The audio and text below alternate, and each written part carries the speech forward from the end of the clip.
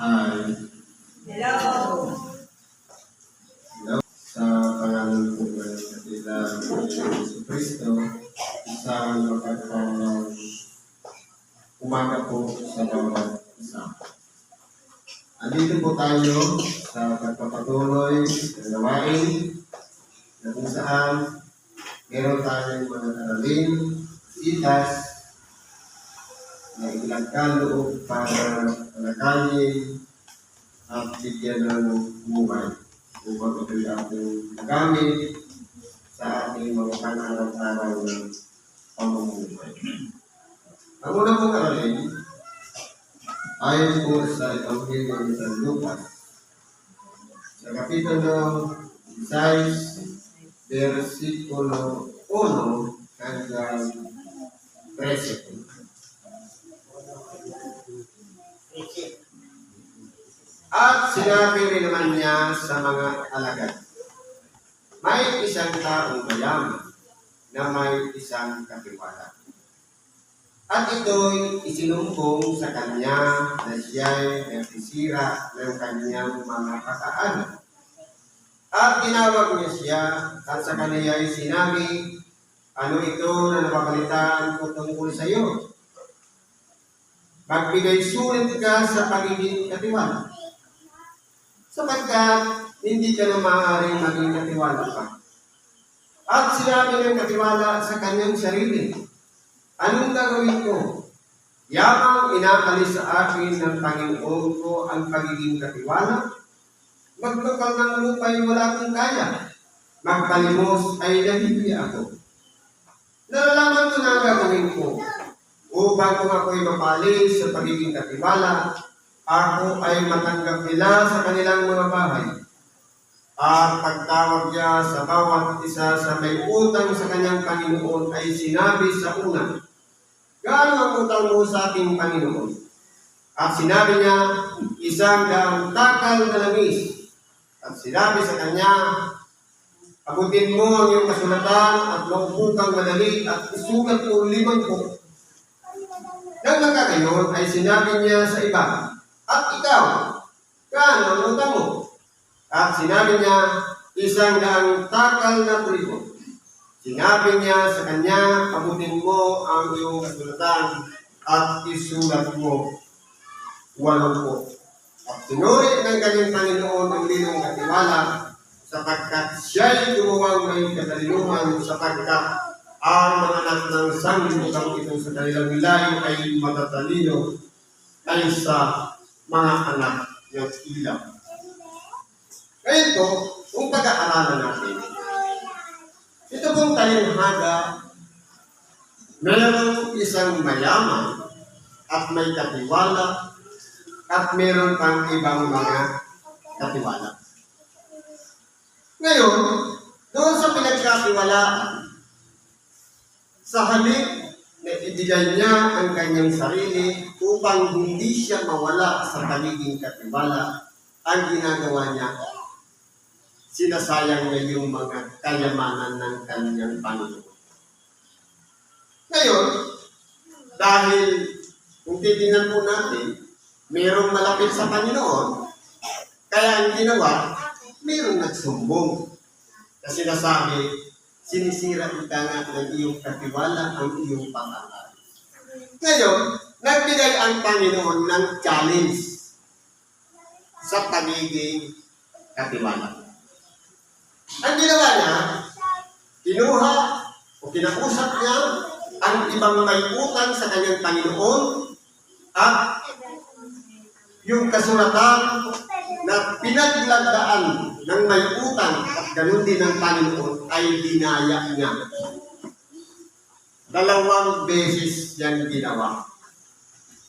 Ngayon po, ano po ba ang pinakakahulugan ng mensahe ng sitas na ito? Ngayon po, sa buhay natin dito sa ibabaw ng sanglibutan, maraming mga bagay na ipinagkatiwala sa atin.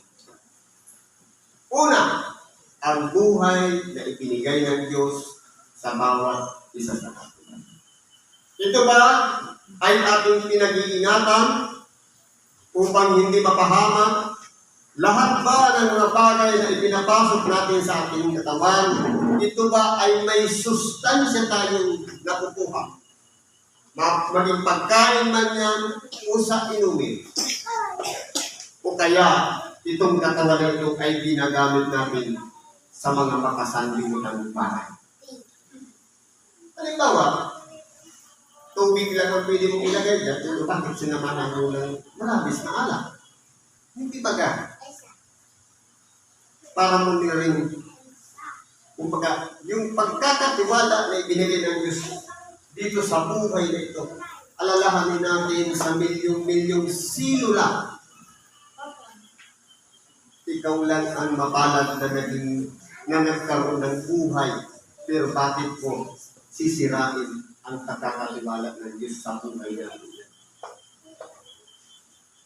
Ikalawa, kung meron man tayong naabutan mga pag-aari na minana natin sa ating mga magulang, yan man ay mga makasanlimutan bagay, lupain man, bahay, ano pa man ari-arian. Yan ba ay ginagamit natin kapag yan ay nakikinabang o kumikita, yan ba ay naibabahagi din natin sa ating mga kapwa. Ikatlo, kung tayo po ba ay pinalad na magkaroon ng isang pamilya, pinagkatiwalaan tayo ng mga anak na walang iba ang anak na yan, na dapat sa pamamagitan natin, kung tayo man ay ama o ina, ituro natin sa ating mga anak ang mga mabubuting bagay na natutunan natin sa pag-aaral natin sa mga banal na kasulatan. Wala bang anak-anak hinanapin kung sumama ng loob sa atin? Lahat ba sila ay sumusunod sa kalooban ng Diyos? O hindi sumusunod dahil tayo rin mismo ang may problema sa ating mga sarili? Yan po ang mga halimbawa ng ipinagkatiwala ng Diyos sa buhay natin. Lamang, nasa atin, kung yung ipinagkatiwala na yan, ay pinahahalagahan ng ating kapwa. Pinakikinabangan ba yan ng ating katawan ang mga mabubuting bagay na ipinapasok natin sa ating bibig? O panira lamang sa ating pagkabuhay? Pero titingnan po natin, mga kapatid, ang sabi ng Lilong Katiwala, magdukal ng lupa, wala akong kaya. Mamalimos ay nahihiya ako. Kaya anong ginawa niya? Para lamang kalugdan siya ng kanyang Panginoon, ang ginawa niya, gumawa ng kabutihan sa kanyang kapwa. Bagamat masama ang tingin sa kanya ng kanyang Panginoon dahil tinawag siyang Lilong Katiwala, pero kung titingnan po natin, wais po yung ginawa niya. Bakit? Kung mawala man siya, merong tao na pupukpok sa kanya upang siya'y pakainin. Upang siya'y may matutuluyang para. Ngayon po, kung aaralin po natin, sabi dito,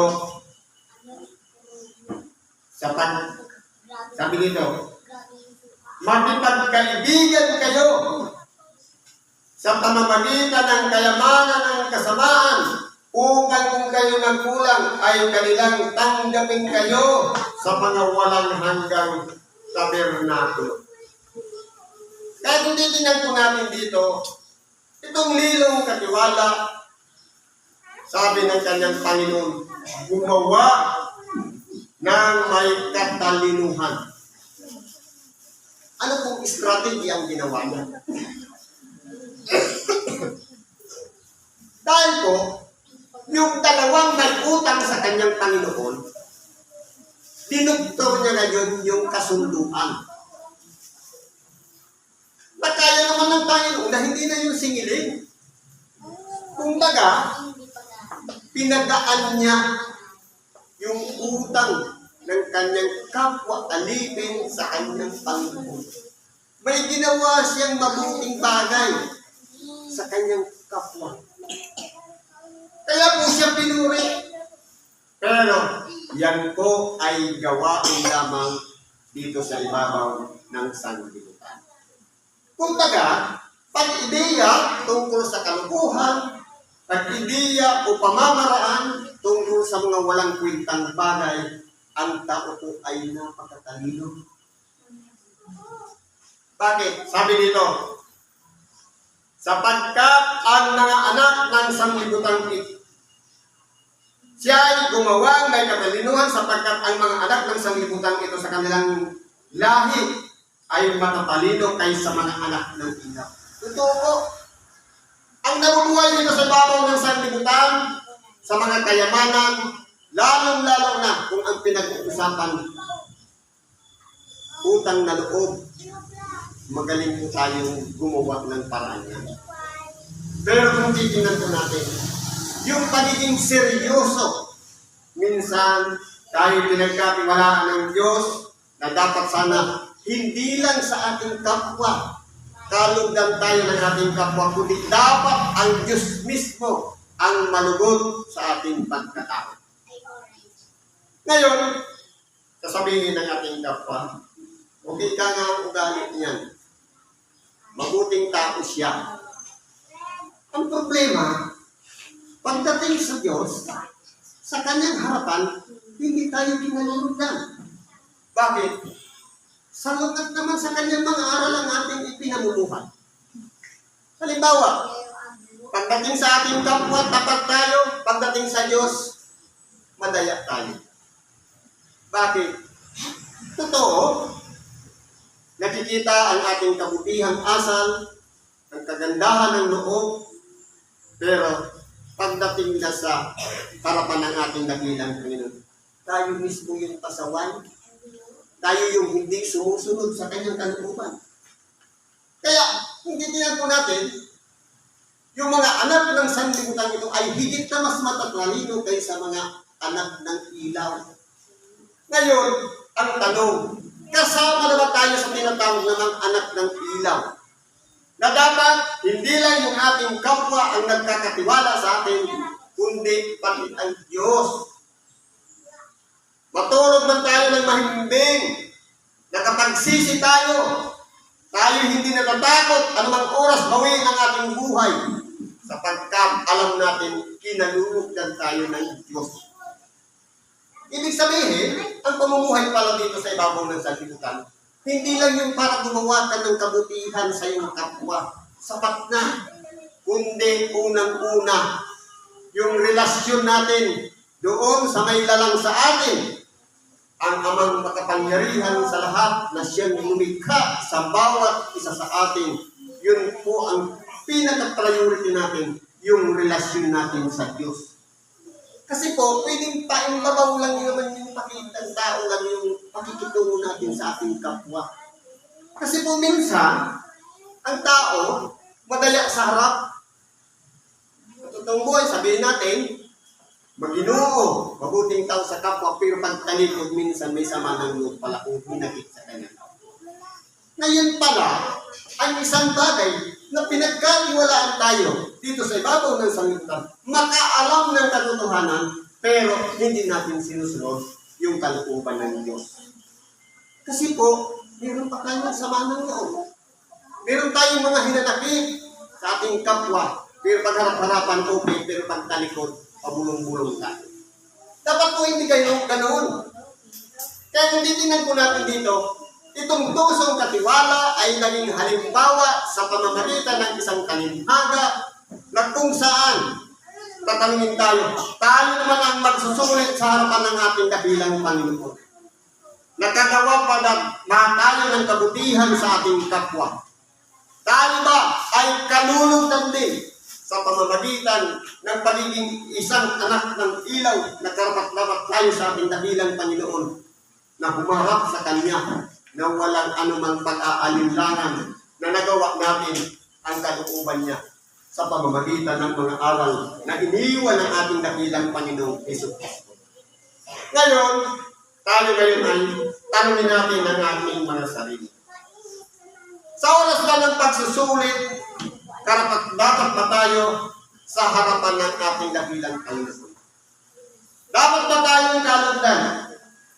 O kaya, kung tayo man ay magkulang, sabi nga dito, ang mapagtapat sa kakaunti ay mapagtapat din naman sa marami.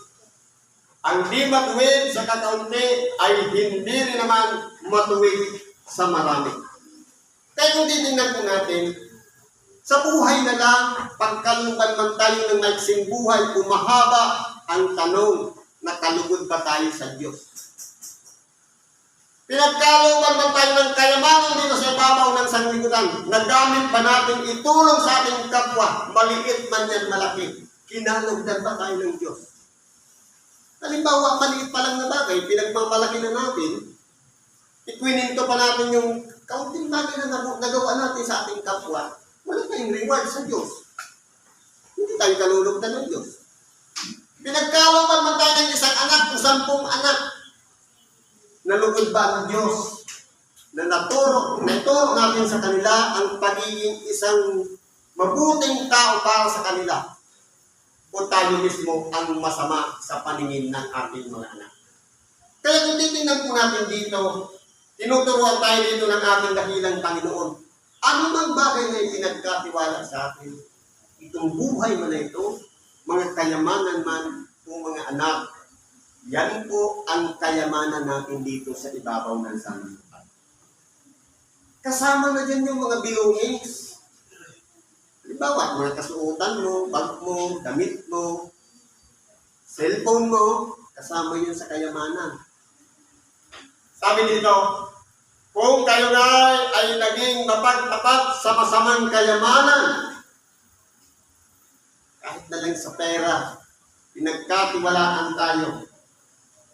Sino nga ang magkakatiwala sa inyo ng mga tunay na kayamanan? Kung halimbawa sa simpleng bagay lang, hindi na tayo mapagkatiwalaan, papaano pa kaya sa mga tunay na kayamanan? Sabi dito, at kung di kayo naging mapagtapat sa kayamanan ng iba, sino ang sa inyo'y magbibigay sa inyong sarili? Halimbawa, gusto mo magkapamilya pa lang, pinaalagaan lang sa iyo yung anak ng iyong kapitbahay, pinabayaan mo na, paano ka pabibigyan ng isang tunay na anak? Katulad po ng halimbawa. Kaya kung titingnan po natin dito, itinuturo sa atin dito ng ating dakilang Panginoon ang tinatawag na pagkakatiwala. Minsan ba, dumaan sa ating buhay na pinagkatiwalaan tayo ng Diyos o ng ating kapwa man, nalugod ba siya sa atin o meron siyang puna sa ginawa natin? Kaya kung titingnan po natin dito, aralin natin maigi ang ating mga sarili. Naging karapat-dapat pa tayo sa ating kapwa. Kung tayo nga ay naging karapat-dapat sa ating kapwa, mas higit tayong dapat na maging karapat-dapat doon sa Diyos na siyang magkakatiwala sa atin ng mga tunay na kayamanan. Ito na yung mga experiences natin ngayon sa panahon na nabubuhay natin. Tayo dito sa ibabaw ng sanlibutan. Ito na yung buhay. Ito ang tunay na kayamanan natin. Iningatan ba natin ito o sinira lang natin sa mga bisyo? Ito ba ang pamilya na ibinigay sa atin? Nahubog ba natin sang-ayon sa aral nating mga natututunan o ito po ay naging pabaya tayong ama o ina para sa ating mga ina? Kaya ito yung mga tunay na kayamanan na ipinagkaloob sa bawat isa sa atin. Sabi dito, walang alipin makapaglilingkod sa dalawang Panginoon. Sapagkat kapupukutan niya ang isa at iibigin ang ikalawa. O kaya'y magtatapat sa isa at pawawalang halaga ang ikalawa. Hindi kayo makapaglilingkod sa Diyos at sa mga kayamanan. Ngayon, pansinin natin yung last verse. Diyos at kayamanan. Siyempre, kinakailangan tayong magpili. Paglilingkod sa Diyos o pag-ibig sa ating mga kayaman. Merong sinabi dyan ng ating dakilang Panginoon. Ako may bibigyan nga sa kanyang ama, ina, kapatid na lalaki at babae nang higit kaysa sa akin ay hindi karapat-dapat sa akin. Sabi sa muna natin, love God above all. Ngayon, may choice tayo. Hindi natin piling pagsabayin ang Diyos at kayamanan. Hindi ibig sabihin pag sinabi mo kayamanan, pera agad. Hindi po. Yung buhay, kayamanan yan. Yung ari-arian mo sa labi, kayamanan mo yan. May maging mga anak natin, kung pamilya na itinaguyod natin, kasama yan sa kayamanan.